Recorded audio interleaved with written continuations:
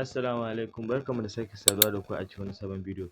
Insha Allah a wannan bidiyon zan nuna muku yadda za ku cire ƙaramin waya a private number, kuma insha Allah zan muku bidiyo akan yadda za ku cire babban ma ita ma a private number bi'iznillahi.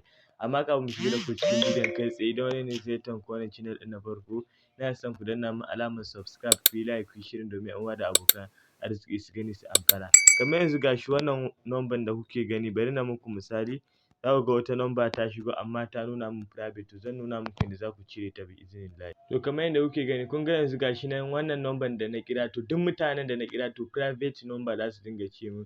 To saboda haka ne na ce ya kamata na yi bidiyo akan shi, yadda za ku cire ƙaramin wayar ku a private. Ba da ɓata lokaci ba, mu shiga da ku cikin bidiyo.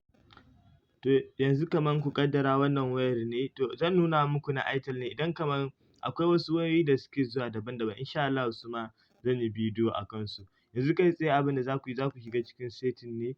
Bayan kun shiga cikin setting, to bayan kun taɓa cikin wayan ku daman kamar haka, to fuska na farko da zai nuna muku shine wannan. To ga daidai wajen nan, wajen phone ɗin nan, wajen call ɗin nan da aka ce muku, to nan za ku shiga.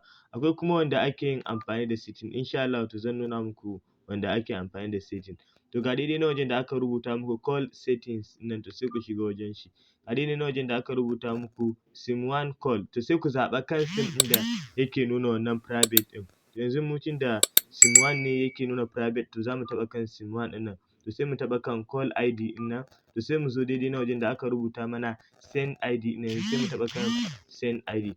Yanzu ga shi nan mun riga mun taɓa wannan, bari mu je mu gwada yin kiran mu gani ko wannan private ɗin ya fita. To idan kun lura da za ku ga a daidai nan wajen private ne, kun ga yanzu wannan number ɗin mu ta fito automatically.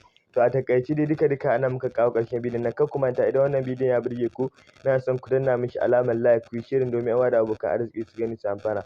Ku mun subscribe a wannan channel ɗin, saboda a wannan channel ɗin dukkan abin da ya danganci waya, yanda ake samun kuɗi online, insha Allah gabaki ɗaya a wannan YouTube channel ɗin gabaki ɗaya za mu dinga kawo da shi.